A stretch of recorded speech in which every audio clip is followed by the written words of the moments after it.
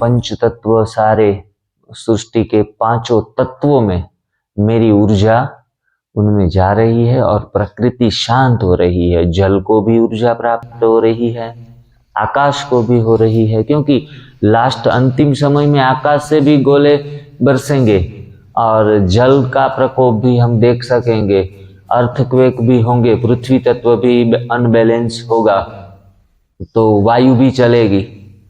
तो ये सारे पृथ्वी के पांचों तत्व आउट ऑफ कंट्रोल होंगे, तब हम क्या करेंगे? चिल्लाएंगे या फिर खुद के अंदर भीतर चले जाएंगे।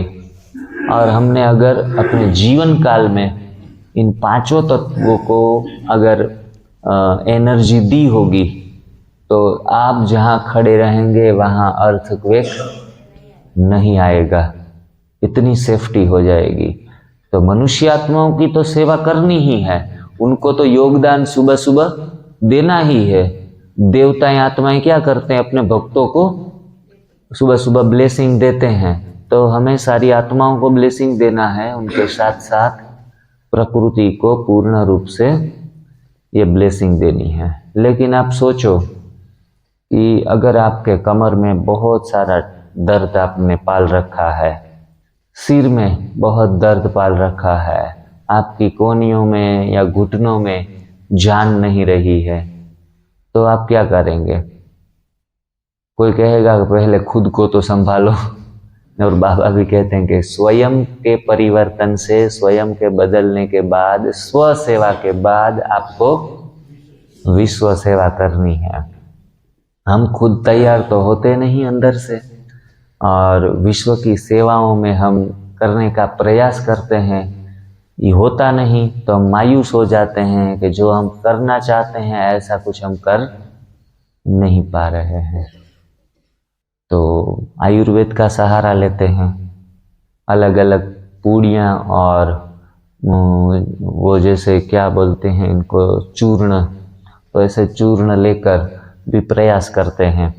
जब थक जाते हैं एलोपैथी से, इंजेक्शन से, सर्जरियों से, दवाइयों से, क्योंकि ये तो सारे बीमारी और बढ़ाने वाले हैं, तो कृपया मैं ये आप सबको कहूँगा कि दवाइयों से बचे रहें। कोई भी जो छोटी सी बीमारी है, अगर आपको बीपी की बीमारी है, आप गोलियां नहीं खा रहे हैं और सिर्फ बिना गोलियों के चला रहे हैं, तो मैं कहूँगा कि 50 साल जीने वाले हैं तो 60 साल जिएंगे, 10 साल उम्र बढ़ जाएगी अगर गोलियों का सेवन नहीं करेंगे तो। लेकिन आज के मेडिकल साइंस ने हमें दिमाग में ये डाल दिया है कि आप गोली नहीं खाएंगे तो ये हो जाएगा, वो हो जाएगा, तो हम डर के मारे ये गोलियों का व्यापार कराने लगते हैं। और गोलियां खानी नहीं है, बिल्कुल नहीं खानी है। तो आप कहेंगे कि सर हमें बीपी है, शुगर है, हम गोलियां नहीं खाएंगे तो और कोई दिक्कतें आ जाएगी, तो सही है ना, और भी दिक्कतें आती है। तो डर के मारे सुबह सुबह हम बाबा को तो बाद में याद करते हैं, पहले देखते हैं कि हमारी शुगर की गोली किधर है, हमारी बीपी की गोली किधर है, तो गोलियां ढूंढने में हमारा समय व्यतीत हो जाता है। तो गोलियों से मुक्त होने के लिए फिर हम एक्यूप्रेशर करते हैं, एक्यूपंक्चर करते हैं, वॉकिंग करते हैं, काफ़ी सारे कोई अच्छी चीज़ें कोई हमें गाइड करता है तो ऐसी ऐसी चीज़ें जो न्यूट्रिशंस हैं वो सब लेते हैं, फिर भी परिणाम ज़ीरो। और फिर हम मायूस होकर ये कहते हैं कि बाबा कहते हैं कि ये तुम्हारा 63 जन्मों का कर्म भोग है, इसे आपको सहना ही पड़ेगा, गोलियां खानी भी पड़ेगी। तो ऐसे करके हम उस चीज को, दुख को सदा के लिए एक्सेप्ट कर लेते हैं।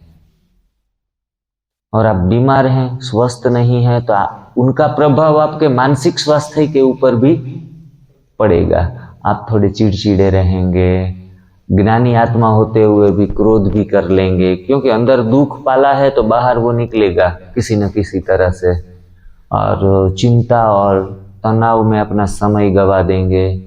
बाहर अच्छे दिखेंगे देवताओं की मूर्ति की तरह लगेंगे, स्माइल करते रहेंगे, मुस्कुराते रहेंगे, लेकिन अंदर की दुनिया पूरी अलग होगी। आप जानते भी होंगे कि स्व का दर्शन करने से हमें पता भी चलता होगा, रात को सोने से पहले पता है कि आज मैंने इतनी इतनी चिंताएं कर ली, इतना इतना गुस्सा कर लिया, इतना थोड़ा बहुत झूठ बोल लिया। तो ये सारी चीज़ें जो हम परिवर्तन करना चाहते हैं, दिव्य गुणों की धारणा करना चाहते हैं, वो तो कर नहीं पा रहे हैं। तो आपके लिए न्यू डाइट सिस्टम, जिनको पूरे वर्ल्ड में नई भोजन प्रथा NDS के नाम से जाना जाता है, और ये प्रथा बिल्कुल ही भोजन परिवर्तन के ऊपर ही है, और खास करके पहले दिन से ही सारी बीमारियां छूटने लगती हैं। अभी जिंद में 5 दिन का प्रोग्राम रहा। 5 दिन में काफ़ी सारे लोगों के वेट लॉस हुए। किसी किसी को शुगर कंट्रोल में आ गया, किसी को BP कंट्रोल में आ गया, किसी की सुस्ती और आलस बिल्कुल ही चला गया। कोई चल नहीं पा रहे थे तो क्या संस्कृत में उक्ति है, मुकम करोति वाचालम पंगु लंघयते गिरिम यत्कृपा तमहम वंदे परमानंद माधवम। जो मूंगा है वो बोलने लगता है, लंगड़ा है वो चलने लगता है, पर्वत को पार कर लेता है। तो ऐसी ऐसी चीजें ये पद्धति से आप अनुभव कर पाएगी। आपके लिए आज लकी ड्रॉ है, जिनमें आप सबको लॉटरी लगने वाली है कि अभी हम माताएं भी खुद डॉक्टर बन गई हैं। मैं आपको आधे घंटे में, पौने घंटे में खुद की डॉक्टर खुद बने, ऐसा कुछ नॉलेज आपके बीच शेयर करूंगा। तो अभी करना क्या है उसके विषय में अभी हम चर्चा करेंगे। सुबह जब हम उठते हैं अमृत वेला, तब पहला काम हम अपनी बेड पे बैठ के परमात्मा शिव को याद करने में अपना 10 मिनट लगा रहे हैं। योग लगाने के बाद आप सीधा तुरंत ही पेट शुद्धि के लिए टॉयलेट रूम में जाते हैं। तो नेचुरल प्रेशर जो आपके पेट में बनता है, उनसे पहले पेट को पूरा खाली कर लें। अगर ज़्यादा कॉन्स्टिपेशन है, कब्ज है, और आप को प्रेशर जनरेट नहीं हो रहा है, जोर लगाना पड़ता है। तो देखो आज लोगों ने टॉयलेट को प्रयोगशाला बना दिया है, और पुस्तकालय, जिनको लाइब्रेरी कहेंगे, लाइब्रेरी बना दिया है। आधा घंटा बैठने के बाद भी प्रेशर जनरेट नहीं होता, प्रेशर नहीं बनता। जोर लगाते लगाते हमारा टाइम कितना वेस्ट हो जाता है, और हमारी शक्तियाँ भी खर्च होती है, क्योंकि रात को इतना गरिष्ठ भोजन खाया हुआ होता है। तो इनके कारण सुबह अपना पेट एक झटके से साफ नहीं होता, मतलब आप बीमार हैं। जब आप पेट शुद्धि के लिए जाएं, पेट शुद्धि करने में 30 सेकंड लगते हैं ज़्यादा से ज़्यादा। कितने? Only 30 second. अगर आपको 30 सेकंड में पेट साफ हो जाता है तो आप पूर्णतः स्वस्थ हैं। और 30 सेकंड से आप ज़्यादा लगा रहे हैं टॉयलेट में, और फिर भी बाहर निकलते हैं तो डिससेटिस्फेक्शन की फीलिंग्स में आते हैं कि नहीं, अच्छे तरीके से जो चाहते थे वैसा पेट साफ नहीं हुआ। वो आज सबके साथ ये हो रहा है। 100 में से 99 लोगों के साथ ये हो रहा है, वो चाहे ज्ञानी हो अज्ञानी हो। तो सुबह उठते ही आप जब पेट सफाई के लिए जाते हैं तो हम जोर देते हैं पहले पेट सफाई को। तो संजीवनी क्रिया करना है हमें। आप कहेंगे कि वो संजीवनी क्रिया कौन सी चीज का नाम है? संजीवनी क्रिया, एनिमा, जो भी बोलेंगे, वस्ती प्रक्रिया पंचकर्म में आती है, आयुर्वेद में वस्ती प्रक्रिया, उसमें दवाइयों का इस्तेमाल होता है। लेकिन एनिमा में आप सुबह संजीवनी क्रिया में क्या करेंगे, उनमें एक 1.5 लीटर का पॉट आता है। यहाँ लेके आए हैं आप? हाँ, वो यहाँ लेके आओ। हाँ, तो 1.5 लीटर का जो पोट है उसमें सादा पानी भरना होता है। प्लास्टिक का पोट आता है, बर्तन, एक छोटा सा बर्तन कहेंगे, उसमें 1.5 लीटर पानी उसमें समाहित होगा। उसको आपको टॉयलेट में 4 से 5 फीट ऊपर स्क्रू या खिल्ली लगाकर उसमें टांग देना है, उस डिब्बे को पूरा भर के। और नीचे से एक होल होता है, आउटलेट जिनको कहेंगे, उससे पानी बहता है। वहाँ एक लंबी सी पाइप आती है 6-7 फीट की और पतली, उसका एक जो छेड़ा है उसको इधर लगा देना है। दूसरा जो है उसमें वो आपके पास आप रखेंगे, मतलब 4 फीट से पूरी 6 फुट की नली आपके पास आएगी। बीच में छोटा सा नल होता है प्लास्टिक का, वो आपको बंद रखना है, तो पूरा पोट का पानी नीचे से बह न जाए, बंद करना है। बाद में पूरा भर जाने के बाद आपको थोड़ा सा खोल के थोड़ा सा पानी बाहर निकाल देना है। पानी थोड़ा सा बाहर निकलने के बाद आपको टोटी को बंद करनी है और पूरा उनके साथ एयर निकल जाएगा। हाँ, अगर एयर रहेगा तो पानी आगे बहना अंदर नहीं जाएगा अच्छे तरीके से।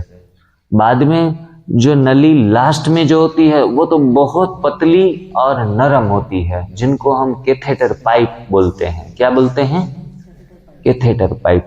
वो कैथेटर पाइप का 4 या 6 इंच का हिस्सा लास्ट वाला, वो अपने मल द्वार में अंदर धीरे धीरे करके जाने देना है। बहुत आसान है ये, उसमें कोई डॉक्टर की जरूरत नहीं, किसी की मदद की जरूरत नहीं, खुद ही थोड़ा एकाग्र होके बैठ के टॉयलेट में पीछे से या फिर आगे से मल द्वार में जाने देना है, जहां से हमारी मल निष्कसन होता है।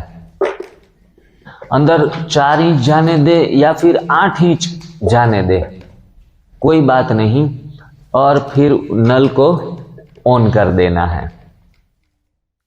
नल ऑन हो जाने के बाद ऊपर का पानी जो है, बोतल का पानी, वो सारा पेट में भरने लगेगा।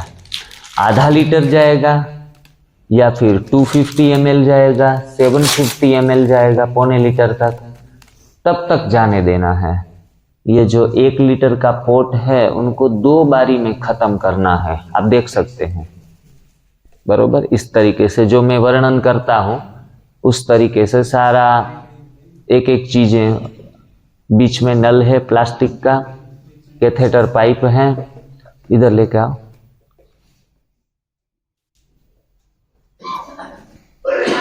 डब्बा ऊपर रखा है, ऊपर।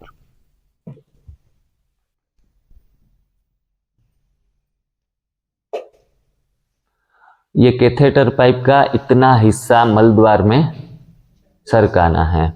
एकदम नरम है, यूं कोई प्रॉब्लम नहीं आता। किसी को हरस है, भगंदर है, ऐसी कोई बीमारी है, पाइल्स हैं, तो थोड़ा दिक्कत आ सकती है, तो इसको ऑयल वाला करना है ये हिस्सा, और फिर आराम से सरका देना है। पुरानी कोई भी मल संबंधित मल, जो ये पूरा सिस्टम है डाइजेस्टिंग सिस्टम, इसके रिलेटेड कोई भी बीमारी हो, फिशर, फिस्टुला, जो भी हो, पाइल्स, तो उस रोगों के दर्दियों में ये थोड़ा करना पेनफुल रहता है, उसको थोड़ा दुखता है, लेकिन बिल्कुल घबराना नहीं है। थोड़ा सा सरका के उसमें ऑयल लगा के आप कर सकते हैं, और सदा के लिए ये हरस, भगंदर और पाइल्स वाली बीमारियां भी आपकी सदा के लिए चली जाएंगी। ये सिर्फ प्रक्रिया है, कूड़ा कचरा जो भी हमने भर रखा है संभाल के, उनको निकालने की प्रक्रिया है। आप घर पे जब सफाई करते हैं दिवालियों के टाइम, तो क्या करते हैं, झाड़ू तो लेते हैं, साथ में पानी की बाल्टी भी लेते हैं, क्योंकि पानी से सफाई करनी है, क्योंकि water is a universal cleaner.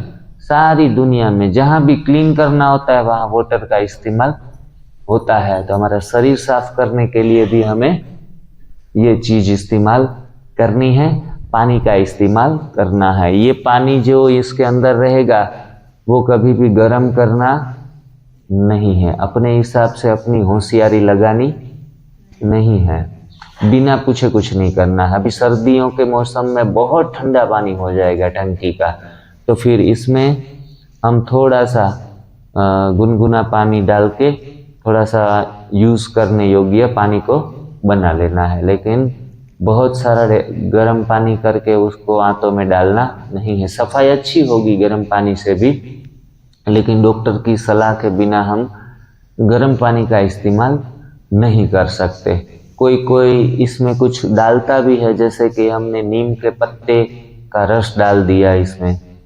जिसको स्किन प्रॉब्लम होते हैं तो वो थोड़ा नीम का पत्ते का जूस डाल के करते हैं, तो उनका स्किन का प्रॉब्लम जल्दी से चला जाता है। लेकिन हमें ऐसे कोई भी जो टेक्निक्स हैं यूज़ करनी नहीं है, ये हमारे लिए हितावह नहीं है। शायद आपके स्किन का बीमारी चला जाए, लेकिन कड़वापन होने के कारण, खून में कड़वापन बढ़ने से कभी कभी हमारा ब्लड प्रेशर लो हो जाता है, तो आप और भी परेशान हो जाएंगे।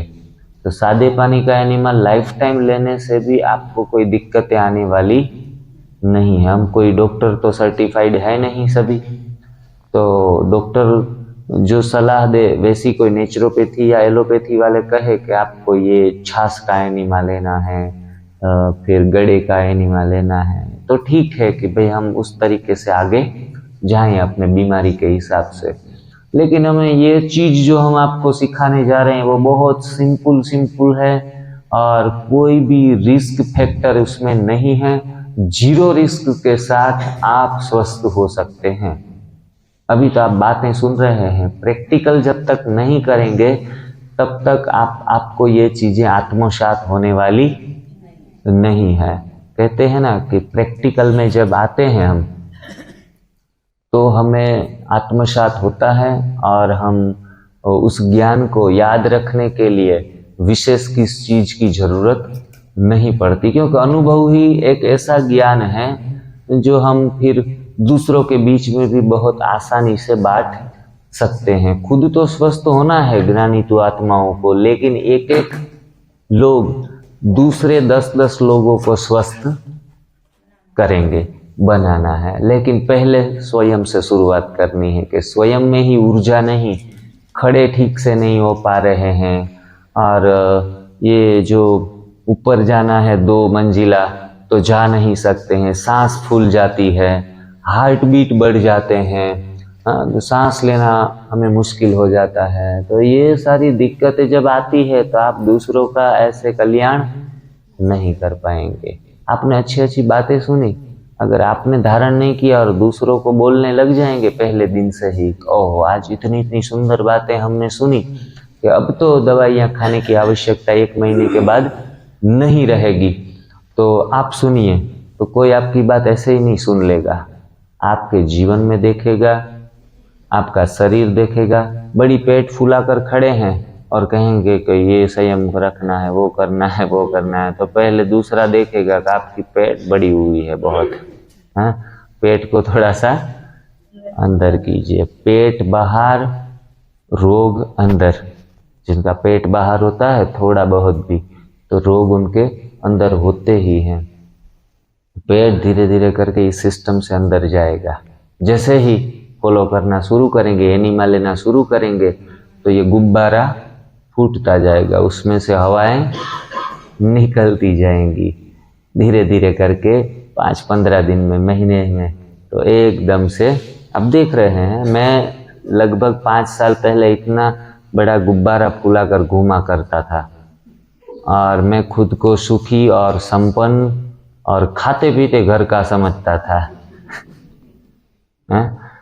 तो जो जिसका पेट बड़ा होता है ना, उनको कोई कहेगा ना पेट बड़ा है, तो बोला कि सेठ लोगों के पेट बड़े होते हैं। हम पॉजिटिव ही लेते हैं सारी चीज़ों में, लेकिन ऐसा सेठ बनना नहीं है। एक गणपति को ही पेट फुला के रखने दो, हमें फुलाना नहीं है। तो इस तरीके से कोई भी परिणाम आप प्राप्त करना चाहते हैं, बहनें हमारे पास जो भी आती है ना, तो ये शुरू कर देती है फॉलो करना। बाद में 15 दिन या 2 महीने 3 महीने में उनके पति लोग आते हैं, कहते हैं कि आपने तो हमारी पत्नी को 10 साल छोटा कर दिया। पहले ब्यूटी पार्लर में जाती थी तो भी इतनी खूबसूरत नहीं लगती थी। ये सारा प्राकृतिक भोजन खाकर उनकी सुंदरता में नेचुरल सुंदरता आ गई है, प्राकृतिक सुंदरता आ गई है। तो कितने सारे लाभ होते हैं इनसे, फोड़े फुंसी या खील मुहासे जो भी होते हैं ना, उसमें बहनें खास करके क्रीम लगा कर कितने साल तक ये प्रयोग करती रहती हैं, लेकिन प्राप्ति कुछ भी नहीं। बाह्य उपचार से कुछ होने वाला नहीं है। थोड़ी मदद करते हैं हमें, लेकिन बाह्य उपचारों के पीछे इतना भागना नहीं है। बड़े बुजुर्गों में घुटने के दर्द होते हैं तो ऑयल मालिश करते रहते हैं ऐसे ऐसे। कोई कहता फलाना ऑयल बहुत अच्छा आया है, टीवी में कोई ऐड देख लेते हैं तो मंगा लेते हैं कि चलो ये 2000 का किट सामान हम अपने घर पे लेके आए, 2000, 5000, 10,000 का। तो फिर हम ये घुटनों में मालिश करते हैं, कमर में मालिश करते हैं, बाद में थक जाते हैं और कहते हैं अभी नहीं, ये नहीं, दूसरा वाला कुछ ऑयल तेल मंगाते हैं। अंदर से जब तक हम शुद्ध नहीं हुए हैं, कोई भी बीमारी आपसे टाटा बाई बाई नहीं करेगी, अड्डा जमा कर बैठी ही रहेगी। सिर दर्द है, क्या लगाते हैं यहाँ? बाम लगाते हैं, विक्स लगाते हैं, लेकिन क्या होता है, यहाँ भी जलन होना शुरू हो जाती है। आयोडेक्स लगाते हैं, कहाँ मोच आ गई तो, लेकिन जो चीज़ अंदर से हमारा इम्यून सिस्टम ही हिला हुआ है, वीक है, तो ये हीलिंग भी बाहर से भी नहीं मिलती है। आंतरिक उपचार पहले करना है। एनिमा हमें क्या कराता है? आंतरिक उपचार करते हैं अंदर से। अभी बहनें माताएं जो भी हैं, अपना जो घर पे सफाई करती है, बर्तन मांजती है, तो बर्तन बाहर से ज़्यादा चिकना होता है या अंदर से? हाँ, अंदर से।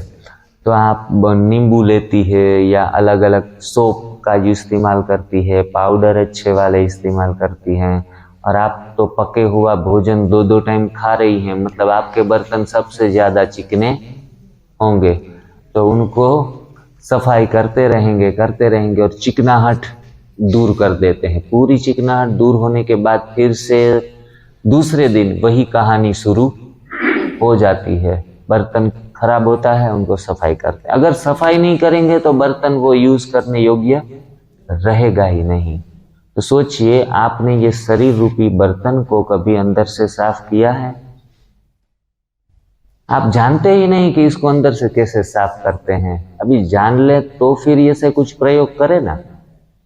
तो ये एनीमा की प्रक्रिया, संजीवनी की, ये आपको सामने दिखाया है।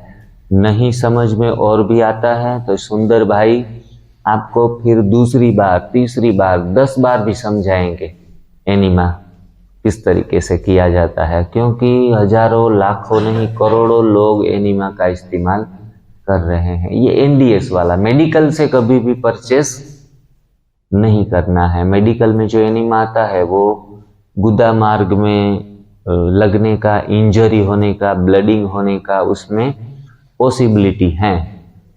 तो हाँ, एनडीएस जिसमें लिखा है वैसे ही एनीमा का इस्तेमाल हमें करना है। जब पानी अंदर जाएगा, पानी जैसे बर्तन में जाता है, थोड़ा नींबू वगैरह कुछ डाल के, तो पूरा बर्तन ऐसे शीशे की तरह चमकने लगता है। हमारी बड़ी आंतें जिनका पूरा लंबी करे ना तो 7 फीट की होती है। कितनी? हमसे भी बड़ी। लेकिन परमात्मा ने इनको ऐसे ऐसे कोयल बनाकर, जैसे हम पंखे में देखते हैं ना कोयल कैसे रखते हैं अंदर वायरिंग, तो ऐसे करके यहाँ सेट कर दी है सी शेप में। आप नीचे से मल मार्ग से ऊपर चढ़ेंगे, ऊपर जाएगी, फिर ऐसे आएगी और फिर नीचे जाएगी, ऐसे सेट की गई है। और यहाँ का जो पोर्शन है वो छोटी आंत से जुड़ा हुआ है यहाँ से, और उसमें नॉन रिटर्न वाल्व है। क्या है? Non return valve. जो सारी गंध है छोटी आंत में वो सारी बड़ी आंत में ट्रांसफर होती है। बड़ी आंत की कोई भी चीज छोटी आंत में जाती नहीं है, ऐसी कुछ रचना अंदर से है। तो हम पानी जो चढ़ाएंगे वो सिर्फ और सिर्फ मलाशय में, बड़ी आंत में ही रहेगा। फिर बड़ी में से छोटी में जाएगा, छोटी में से आमाशय में जाएगा। जो एक दूसरे के साथ जो भी कनेक्ट हैं, दूसरे कोई ऑर्गन के साथ उनका लेना देना नहीं। कोई कोई कहते हैं भाई जी वो किडनी हमारी थोड़ी खराब चल रही है, तो ये पानी किडनी में तो नहीं भर जाएगा ना, पेट में पानी तो नहीं भर जाएगा ना। काफ़ी सारे क्वेश्चंस होते हैं। आप जब यूज़ करना शुरू कर देते हैं तो कितने द्वंद्व, मानसिक द्वंद्व हमारे सामने खड़े हो जाते हैं कि ऐसे नहीं होगा ना, वैसे नहीं होगा ना। कुछ होने वाला नहीं है, जो होगा वो बहुत आपके हित में होगा, आपके कल्याण में होगा। और तुरंत ही आप मुरली सुनने सुबह सुबह आते हैं और झट से भागेंगे। आपके पैरों में 1 सप्ताह में ही जान आ जाएगी। आप कूदने लगेंगे, आप उछलने लगेंगे और देखेंगे घर वाले भी कि इनमें ये नई ऊर्जा का संचार कैसे हुआ है। क्योंकि सारी पकी हुई भोजन की गंध लगभग 1 दिन 2 दिन या 3 दिन के बाद बहने लगती है शरीर से। गैस्ट्रिक हमने जो कचरा भरा है, वायु, हमने लिक्विड कचरा भी काफ़ी सारा शरीर में भरा हुआ है और सॉलिड कचरा भी भरा हुआ है, वो सारे के सारे एनिमा लेने से निकल जाते हैं। सुबह आप सिर्फ एक बार प्रयोग नहीं करना है, लेकिन आपको फिर दूसरी बार नली चढ़ानी है, तीसरी बार चढ़ानी है। ऐसे सुबह थोड़ा सा आधा घंटा पौना घंटा लेकर 10 बार चढ़ानी है। कितनी बार? 10 बार पानी को जाने देना है, फिर बाहर आने देना है। थोड़ा टाइम नहीं है, वक्त नहीं है, मुरली में हम लेट हो रहे हैं तो 5 बार कर लेंगे तो भी चलेगा, लेकिन अच्छे तरीके से सफाई होगी तो परिणाम तुरंत ही सामने नजर आने लगेंगे। रात को सोने से पहले एनिमा अवश्य लेना है। आप 10 बजे सोने जा रहे हैं, 9:30 बजे आप टॉयलेट में चले जाइए, एनिमा ले लीजिए और एनिमा लेने के बाद स्नान करना जरूरी है। तो शरीर भी जो गंदगी निकलती है तो थोड़ा शुद्ध कर ले तो अच्छा रहेगा। थोड़े गर्म गुनगुने पानी से आप नहा ले और तौलिया है उसको थोड़ा सा रब की करके अपने शरीर को थोड़ा घिस लीजिए, क्योंकि हमारे पोर्स हैं, शरीर के छिद्र हैं, वो खुल जाते हैं, तो ये भी सफाई करने में मदद करते हैं। तो 2 वक्त का एनिमा आप लेंगे सभी। अगर आपके पास एनिमा नहीं है तो आपको मिल जाएगा, जहाँ चाह वहाँ राह, जहाँ चाह वहाँ राह। अगर आपको कोई बीमारी नहीं है तो आप सोच रहे हैं कि हम कर लेंगे, देख लेंगे, अभी तो कुछ है नहीं तो खामखा क्यों करें। लेकिन इतने हम दूर से आए हैं आपके पास, गुजरात पोरबंदर से लगभग 1500-1600 किलोमीटर का रास्ता है। 2 रातें चली जाती है वहाँ पहुँचते पहुँचते। वहाँ से आए हैं, हमारा मान रखने के लिए भी आप 15 दिन एनिमा का इस्तेमाल करें, 16वें दिन रख दीजिएगा, क्योंकि 15 दिन में आपके अंदर काफ़ी सारे जो चेंजेस आएंगे शारीरिक एवं मानसिक, उनसे आप चौंक जाएंगे कि अरे ये तो कमाल की चीज़ दे गए। हम कभी कभी किसी की एनिवर्सरी होती है, बर्थडे होता है, तो हम उनको एनिमा गिफ्ट करते हैं, इनको एनिमा गिफ्ट करते हैं। और ऐसा डिब्बा लेके दिया, आप कोई बड़ा सा फ्रेम लेके आते, कोई ऐसी थोड़ी बहुत जो बाजार में काफ़ी सारी चीज़ें मिलती हैं, कपड़े हैं या फिर गहने हैं, कुछ भी वो लेके आते। आप ये डिब्बा लेके आ गए, 250-300 रुपये का डिब्बे में आपने काम चला लिया। लेकिन ये डिब्बा, जिनको हम लाइफ सेविंग एपरेटस कहते हैं, क्या कहते हैं? Life saving apparatus. गए हुए लोग जो अभी जाने ही वाले हैं, ऐसे लोगों को फिर खड़ा कर देता है, संजीवनी बूटी जैसा काम करता है। लक्ष्मण जी जब बेहोश हुए तो हनुमान जी क्या लेके आए? संजीवनी बूटी। नया जीवन दान देने वाली चीज होती है, उनको संजीवनी कहा जाता है। तो इनका नाम भी संजीवनी पोट है, एनिमा पोट भी कहते हैं, संजीवनी पोट भी कहते हैं, क्योंकि जिनको लकवा हो गया है, पैरालाइज्ड हो गए हैं, कैसी भी बीमारियां हैं, कोई खटिया से बिल्कुल खड़ा नहीं हो पा रहा है, खड़ा तो क्या, खटिया में बैठ भी नहीं रहा है, इतना सोए सोए अपनी जिंदगी को निकाल रहे हैं। ऐसे ऐसे लोग 5-15 दिन में उसमें जान आनी शुरू हो जाती है। ऐसी चीज है। आप YouTube के बाकी तो सर्च करेंगे और वीडियोस देखेंगे इनके बारे में जो एनडीएस के हैं। बाकी और मत देखना। एनिमा के विषय में काफ़ी सारे लोग अपने अपने मंतव्य देते हैं, अपनी मत देते हैं। तो इसमें सही गलत सारी चीज़ें उखड़ बखड़ होती है कि जो सुनते ही हमारा दिमाग भी फिर जाता है। तो बाकी के वीडियोस कृपया न देखें। तो सादे पानी का एनिमा संजीवनी प्रक्रिया से नया जीवन दान अनेक लोगों को मिला है। तो ये प्रयोग हम योगी तू आत्माएं क्यों न करें? हाँ, हमें बिल्कुल ही करना, क्योंकि हमें तो स्वस्थ पहले रहना है। आधार और उद्धार मूर्त आत्माएं जो बाबा ने हमें सम्मान दिया है, तो आधार और उद्धार मूर्त आत्माएं हिली हुई होंगी, ठीक से खड़ी नहीं हो पा रही होंगी, तो फिर किस काम के? पुरुषार्थ ही नहीं कर पाएंगे। पूरा संगम युग यूं कहेंगे कि वेस्ट ऑफ टाइम हो जाएगा, हम टाइम को खत्म कर देंगे। तो फिर उसके हिसाब से भी आपको एनिमा लेना है। आपकी स्मृति शक्ति भी बढ़ेगी, आपका कंसंट्रेशन भी बढ़ेगा, आपके पैर भी नाचने लगेंगे, आपकी आंखों में दृष्टि बहुत, कहते हैं कि इनर साइट भी बढ़ती है और आई साइट भी बढ़ती है, दोनों चीज बढ़ती है। आंतरिक हमारी सूझबूझ भी बढ़ती है इनसे। और आँखों में कभी कभी किसी किसी को आँखों का ऑपरेशन बड़ी उम्र में आ जाता है, तो ऐसे लोग ऑपरेशन बाद में करवाते नहीं हैं, क्योंकि अपने आप ही आँखों में स्पष्ट दिखाई देने लगता है। तो कितने सारे बदलाव आते हैं। किसी की किडनी खराब है, किसी का लीवर खराब है, किसी को कान में कम सुनाई देता है, तो कान में भी सुनाई देना शुरू हो जाता है। ये एनिमा के सारे कमाल है। बहन जी, कल मैंने एक एग्जाम्पल दिया था, एक बहू आकर आई कि जिग्नेश भाई, ये एनिमा से काफ़ी सारे फायदे हो गए हैं, मुझे भी हुए हैं, पति को भी हुए हैं, मेरी सास को भी हुआ है फायदा।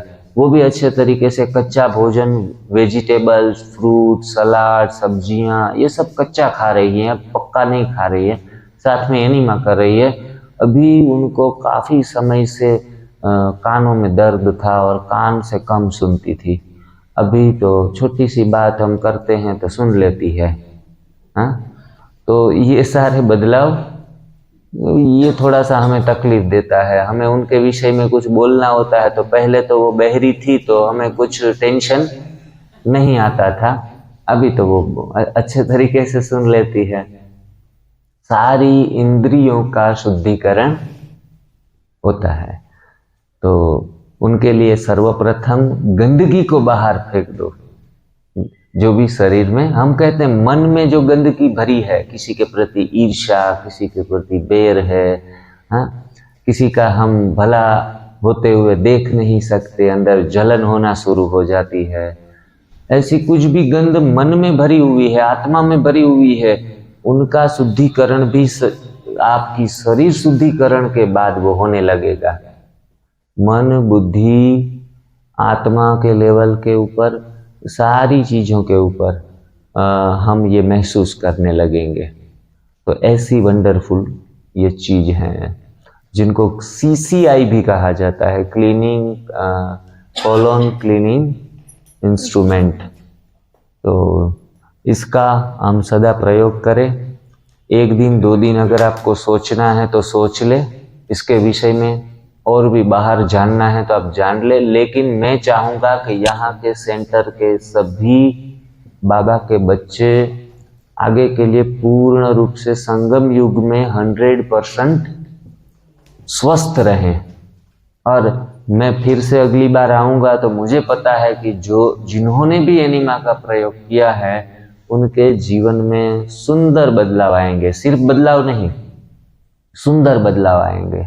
काफ़ी सारे ब्रह्मा कुमारी बहनें, हमारे जो हम जहाँ रहते हैं, जो उनके इंचार्ज बहन भी यूज़ करते हैं, छोटी बहनें भी यूज़ करती है। यहाँ भी मैंने देखा, कल गए थे नरवाणा में, तो वहाँ भी बहनें और ब्रह्मा कुमार भाई तो अच्छे तरीके से इस चीज़ को फॉलो कर रहे हैं। कोई भी बीमारी नहीं आ रही है। अभी विंटर आएगा तो किसी किसी की नाक बहने लगेगी, सर्दी हो जाएगी, सिर दर्द हो जाएगा। तो ऋतु बदलती है तो भी हम ऋतु का सामना भी नहीं कर सकते, बीमार पड़ जाता है शरीर। और मैं और कृष्णा युगल दोनों ज्ञान में एक साथ चल रहे हैं 4 साल से। कभी भी हमको ना सर्दी हुई, न खांसी हुई, न गले में खिंच हुई, एक भी गोली खाने की आवश्यकता नहीं रही। मतलब मेडिकल खर्चा हमारा क्या हो गया, 0 हो गया। 1 रुपए की भी गोली घर पे नहीं। कितना सुख है, इनसे बड़ा सुख हम कौन सा कहेंगे। ज्ञान में चल रहे हैं और साथ में दोनों एकदम फिट हैं, किसी भी प्रकार का कोई उलझन नहीं है। छोटी बड़ी बीमारी भी नहीं आ रही है। जिनको कहे ना सिर दर्द हो गया, आज थोड़ा सा नाक में सर्दी आने लगी, ऐसी छोटी छोटी बातें भी हमारे साथ अब होती नहीं है। तो 365 दिन हम अच्छे तरीके से सुबह अमृत वेले बाबा के सामने बैठ सकते हैं। बीमारी के कारण कभी कभी हमारा मिस भी हो जाता है, जो लोग स्वास्थ्य के प्रति सावधान नहीं हैं, लेकिन हम 365 दिन अच्छे तरीके से कर रहे हैं। तो ये सारी कई प्राप्तियां, मैं तो कहूँगा कि बाबा ने हमें सर्व प्राप्तियों से संपन्न बना दिया। तो आप लोग भी ऐसा ही जीवन में अनुभव करें, इसलिए ही आपके साथ ये इस बातों की लेन देन कर रहे हैं। तो आगे बढ़े। आपने एनिमा का प्रयोग कर लिया, बाद में आपको पानी तक पीना नहीं है। हम सुबह सुबह गर्म पानी पीने के आदी हैं, तो गर्म पानी पी लेते हैं, सादा पानी पी लेते हैं। बाद में आगे की चाय पीना, कोई कोई तो अमृत वेले चाय बना लेता है। हाँ, इतने हम डिपेंडेंट हैं। तो ये चाय की आदत बिल्कुल ही छोड़ देनी है। छोड़ पाएंगे चाय? हाँ? कोई कहते बाबा हम तो आपके सामने पूरे हमारे संसार का त्याग कर देंगे।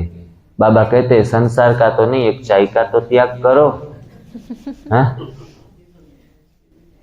हम सुनते रहते हैं त्यागी आत्माओं के नसीब में पूरा उनका भाग्य खुल जाता है। त्यागी और तपस्या युक्त आत्माएं हैं, तपस्वी आत्माएं हैं, उनका भाग्य चमकने लगता है। लेकिन जब छोड़ने की बारी आती है, त्याग करने की बारी आती है, सबसे कठिन है भोजन का, खान पान का विषय में त्याग करना। कोई कहते हैं अमृत वेला या फिर हम योग लगाने जाते हैं, मुरली सुनने जाते हैं, अगर चाय नहीं पी है ना तो सिर घूमता रहता है। तो हमसे बड़ी चाय हो गई जो हमें पूरा दिन नचाती रहती है। 3 बज गए तो हमारे साथ एक भाई बाबा मिलन में आया था, तो एक ही रूम में थे। तो सुबह जब मुरली सुनने जाते थे तो एक तो 6:30 बज गए होते हैं, तो हम थोड़ा सा दौड़ लगा के जाते हैं कि जल्दी से हॉल में पहुंच जाएं। तो बीच में रास्ते में कहीं मनमोहिनी कॉम्प्लेक्स में वो ब्रह्मलोक में चाय देते हैं, तो ब्रह्मलोक आता ना तो उनका सिर इधर उधर घूमता रहता, कहीं चाय बची है कि नहीं बची है। हाँ, तो एक काम करते हैं जिग्नेश भाई, 2 मिनट चाय पी लेते हैं। अभी लेट हो रहे हैं, अभी मुरली चलने वाली है, चाय बाद में पी लेना। तो वो मुरली भी अगर 5 मिनट मिस हो जाए वो तैयार है, वो घुसेगा सीधा। आप इधर वो खड़े रहो, ऐसे आपको अंदर आने की जरूरत नहीं है। चाय वाय पी के फिर बाहर आता है और कहता है अभी अच्छा फील कर रहे हैं, अभी ज्ञान की चर्चा लेन देन करते हैं। तो इतना हम, ये अधिकारी आत्मा के लक्षण नहीं है। हाँ, ये तो ऐसे कहेंगे कि पूर्ण रूप से गुलाम आत्मा जिनको कहेंगे ना, अपनी इंद्रियों की गुलाम, उनके वश होकर वो प्रवृत्ति कर रही है। और वो आज ऐसे 1-2 आत्माएं नहीं है, काफी सारी आत्माएं हैं। माताएं बहनें भी जिनको बहुत चाय की आदत रहती है, उनको सुबह चाय नहीं मिलती तो कुछ भी अच्छा नहीं लगता, जहाँ मानो कि पूरी दुनिया उनकी लूट गई। अदरक डालो, अच्छे तरीके से बनाओ चाय। कोई मेहमान आता है तो भी हम पहले पूछते हैं कि चाय पीकर ही जाना है। लेकिन चाय इतनी खराब है, बीमारियों में का घर है। आप कहते हैं 2-3 बार ज़्यादा पी ली तो एसिडिटी हो रही है, छाती पे ऊपर जलन हो रही है, वो सब आपने महसूस तो किया ही होगा ज़्यादा चाय पी लेने से। तो मैं कहूँगा कि जो ज़्यादा भी नुकसान करती है वो कम भी नुकसान तो करती ही है। आपके खून को हर रोज एसिडिक बना रही है, हर रोज। और एसिड वाला खून, एसिड वाला शरीर वो कभी स्वस्थ नहीं हो सकता, दवाइयों से भी नहीं। बाबा कहते हैं दवाइयाँ फ्रूट समझकर इस संगम युग में खा लो, लेकिन दवाइयों से भी ठीक होने वाले नहीं हैं अगर आपका गलत खान पान है तो। हमने तो अपना खान पान शुद्ध कर लिया, आपने कि भाई हम बाहर का खाना नहीं खाते, किसी के हाथ का बना हुआ नहीं खाते, प्याज लहसुन नहीं खाते, तो उसमें ही हम जीवन की यथार्थता समझ लेते हैं कि चलो हमने खान पान के विषय में डिग्री हासिल कर ली। लेकिन आप प्रथम कक्षा में भी नहीं है, मैं तो ये कहूँगा। सिर्फ खान पान, उसमें भी आप सुबह दोपहर शाम तीनों टाइम पका हुआ भोजन खाते हैं। कोई कोई तो मुरली खत्म होने के बाद राह देखते हैं कभी ये खत्म करे, ये अपनी स्टोरी सुनाना बंद करे तो जल्दी से जाके चाय पी लें। और कोई कोई तो उनके साथ परोठा, पूरी, रोटी ये भी खाते हैं सुबह सुबह। अभी काम होगा हमसे, फिर काम सारे निपटाते हैं। तो ये सुबह का नाश्ता भी कभी करना नहीं है।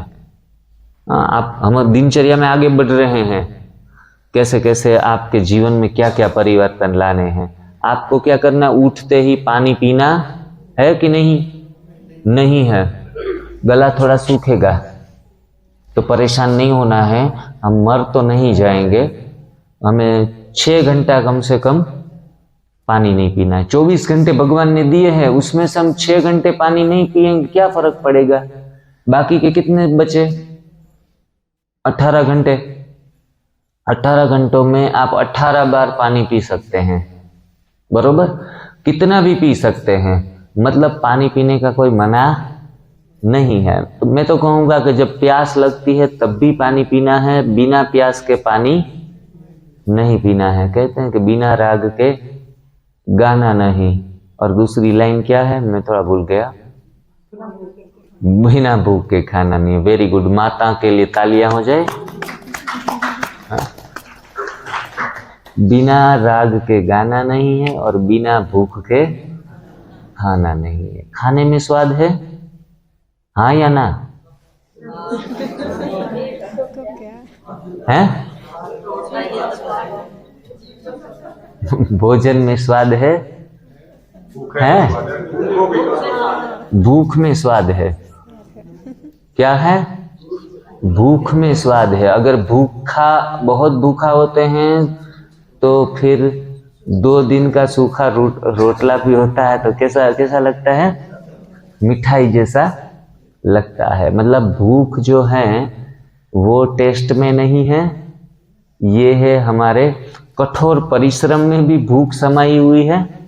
तो ज़्यादा हम परिश्रम करते हैं तो उससे भी हमें भोजन जो है वो अच्छा लगता है, हम उनमें गुड फीलिंग्स में आ जाते हैं। आपका पेट यहाँ तक भरा है और बहुत स्वादिष्ट टोली दीदी आपके हाथों में रख दे तो आप क्या सोचेंगे, कल खा लेंगे। बाद में हम दोपहर तक 12 बजे तक 1 बजे तक पूरा कुछ खाएंगे भी नहीं, कुछ पिएंगे भी नहीं। और दोपहर में हरी पत्तियों का जूस, उसमें पालक, पुदीना, धनिया और आंवला, ये चीज़ों को मिक्सर में डाल के थोड़ा पानी डाल के अच्छे तरीके से इनका घोल बना के, इनको ग्रीन जूस कहा जाता है, उन ग्रीन जूस का सेवन नित्य करना है। बाद में दोपहर में आप जो पका हुआ भोजन खाते हैं उनके बदले आपको आम खाने हैं, जो भी सीजन चल रहा है, सेब खाना है, केला खाना है, चीकू खाना है, टमाटर का जूस पीना है, ककड़ी का जूस पीना है, या फिर उनको काट के सलाद बनाकर 1 बार 2 बार 3 बार जितना भूख लगती है उतना पेट भर के खाना है। अनाज और दालों का सेवन नहीं करो, कुछ भी गरम या तली हुई चीजें कुछ भी नहीं, ऐसा आपकी थाली में बिल्कुल ही आना नहीं चाहिए। आप नारियल पानी पी सकते हैं, शुगर केन गन्ने का जूस पी सकते हैं। तो ऐसी चीज़ों का सेवन करें जो गोड मेड है, बिना पकाई हुई है और बिना मसालों के आप यूज़ कर सके। तो आपका दोपहर का भोजन क्या रहेगा? तेल, शक्कर, नमक और अनाज नहीं रहेंगे। सिर्फ और सिर्फ वेजिटेबल ईटर बन जाइए और फ्रूट ईटर बन जाइए। क्या? ड्राई फ्रूट जो भी हैं उनको रात को भिगोकर आप दोपहर में उनका सेवन कर सकते हैं। सिर्फ ऐसे ही डायरेक्ट यूज़ करेंगे तो हार्ट ब्लॉकेज भी हो सकता है। तो ड्राई फ्रूट को कोई अच्छी चीज़ समझने की ज़रूरत नहीं है। अभी बाद में आप बीच में 4 बजे थोड़ी भूख लगी, क्योंकि इजी टू डाइजेस्ट, ये सारा पेट में जाएगा, तुरंत ही डाइजेस्ट होता जाएगा। तो आप 2 बार 3 बार चलते चलते कुछ भी सेवन कर सकेंगे। रात को भी कुछ ऐसी थाली जिनमें स्प्राउट हो, मूंग का हो या फिर चने का हो, मूंगफली का हो, तो ये सब स्प्राउट का सेवन भी रात को कर सकते हैं। उसके साथ खजूर, डेट्स ले सकते हैं, तिल और गुड़ ले सकते हैं। लेकिन किसी को चूल्हे पे चढ़ाना नहीं है, बहुत बीमार है या फिर आध्यात्मिक यात्रा बहुत आगे करनी है आपको, तो फिर दोनों वक्त का खाना पका हुआ हम धीरे धीरे करके 5-15 दिन, महीना दिन में या 6 महीने में दोनों टाइम का खाना छोड़ सकते हैं। हमारे BK सचिन भाई काफ़ी सालों से सिर्फ जूस और कच्चा भोजन ही लेते हैं। कितनी उतनी ऊर्जा है उसकी, कितना नॉलेज है।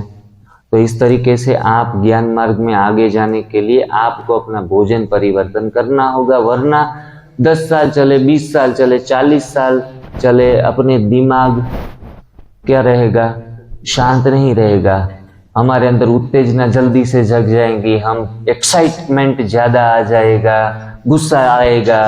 तो वो अपने आप पके हुए भोजन की देन है। ये सारी अंदर कचरा पड़ा है तो अविवेक हमारे अंदर जागृत हो जाता है। तो इनको रात को भी ऐसे करो और थोड़े दिन के लिए 15 दिन, महीना दिन का ये प्रयोग होगा, सारा काम आपका शारीरिक तौर के ऊपर हो जाएगा। दूसरे महीने के बाद फिर आपकी मानसिक ऊर्जा, आपकी आत्मिक ऊर्जा वो बढ़ने लगेगी। अभी आप जो भी माताएं बहनें 3 टाइम भोजन ले रही है, वो कृपया धीरे धीरे करके आगे बढ़े। 2 टाइम का खाना कर दे। 3 में से जो 2 टाइम खा रहे हैं वो 1 टाइम कर दीजिए।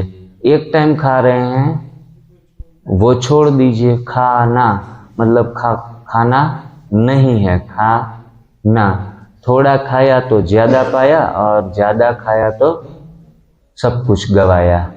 तो जीभ के ऊपर पूर्ण संयम धारण करिए और आप अपनी मुरली के विषय में या ज्ञान के विषय में आप कितने आगे बढ़ जाएंगे वो खुद ही अनुभव बता पाएंगे। मैं आपसे आशा रखता हूँ फिर से आऊँगा, तो इसमें से कोई भी 5 लोग भी अच्छे तरीके से ये फॉलो करे तो सेंटर पे एग्जाम्पल सेट कर देंगे और बाकी के सारे लोगों को भी इस विषय में आगे बढ़ने के लिए प्रेरित करेंगे। आपके प्रश्न भी काफ़ी होंगे, पूरे इतना शॉर्ट में बताया तो आपके प्रश्न भी काफ़ी सारे होंगे। तो आप अपने मोबाइल्स में अभी लाए हैं तो मोबाइल खोल के हमारी बहनें आपको मदद करेगी। हमारी सारी नॉलेज इस विषय में, लोगों के अनुभव, प्रतिभाव, रोगों से निर्मूलन होने के बाद के अनुभव, सारे वीडियोस डिवाइन लाइफस्टाइल NDS ये चैनल है YouTube के ऊपर, डिवाइन लाइफस्टाइल NDS। जिनको आता है वो खोल के अपने आप सर्च करवा ले। उसमें यहाँ का वीडियो भी, आज का वीडियो भी मिल जाएगा। मतलब दूसरी बार आपको ये रिपीट करना है तो ये वीडियो भी इस चैनल के ऊपर मिलेगा। तो हर रोज इस ज्ञान के संपर्क में रहे और उसमें आप आगे बढ़ पाएंगे और स्वास्थ्य की पुनः प्राप्ति कर सकेंगे। अभी आपने इतना सुंदर 1 घंटे, अभी मुरली का वक्त भी हो गया, एक्स्ट्रा टाइम में आपने बहुत प्यार से, रिस्पेक्ट से इस सारी बातों को सुना। उसके लिए हम पूरा ग्रुप, हम पूरे बाबा के बच्चे सारे आपका बहुत तहे दिल से धन्यवाद करते हैं। ओम शांति। कितने घंटे के बाद आउटलेट होगा? कितने घंटे के बाद? बाद में 12 बजे के बाद अगर हम जो भोजन जैसे आज सुबह खाया मैंने, तो वो मतलब शरीर से बाहर अगली सुबह निकलेगा या 12 घंटे में निकलेगा, 28 में, 24 में? जी, अगर अनाज और दालें खाई हुई है तो फिर 10-12 घंटे और कभी कभी 15 घंटे भी हो जाते हैं, अनाज और दालों के लिए कहता हूँ।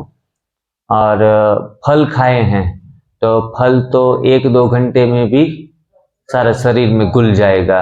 और फल में से तो ऐसा होता है कि मोस्ट ऑफ 90% चीजें, 95% चीजें खून में मिल जाती है, वेस्ट ज्यादा नहीं बनता। आपने ऑरेंज जूस पिया तो उसमें वेस्ट कुछ निकलेगा नहीं। तो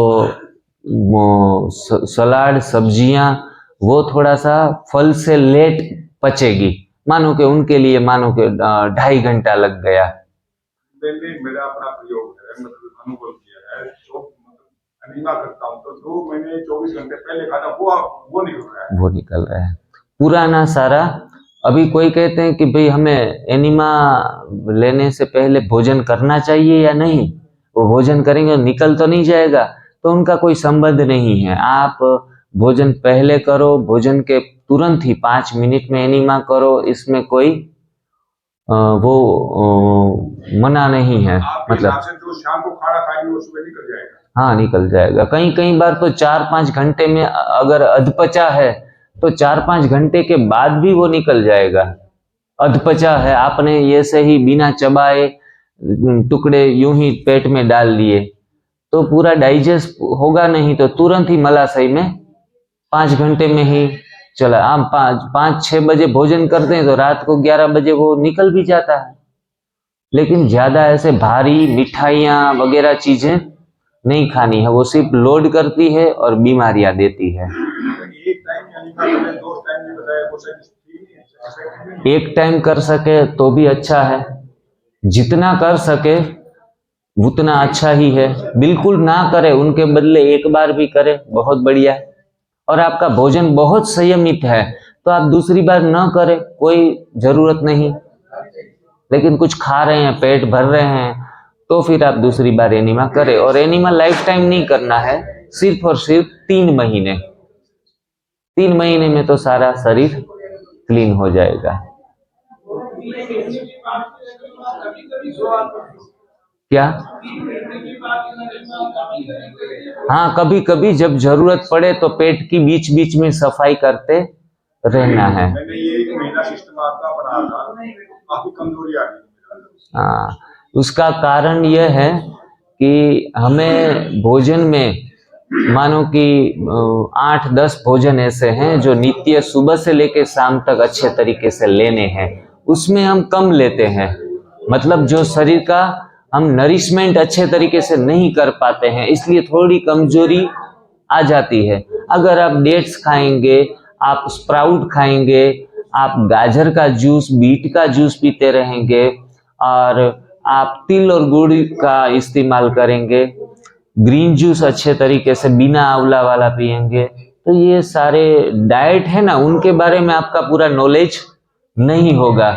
जो आफ्टर 2 मंथ क्या डाइट लेना है उनके विषय में, तो आप जो अनुभवी हैं, जो अच्छे मार्गदर्शक है, उनकी नीचे करिए ना, तो आप असफल नहीं होंगे। अकेले अकेले अपनी बुद्धि इस्तेमाल करके कभी हम फेल हो सकते हैं।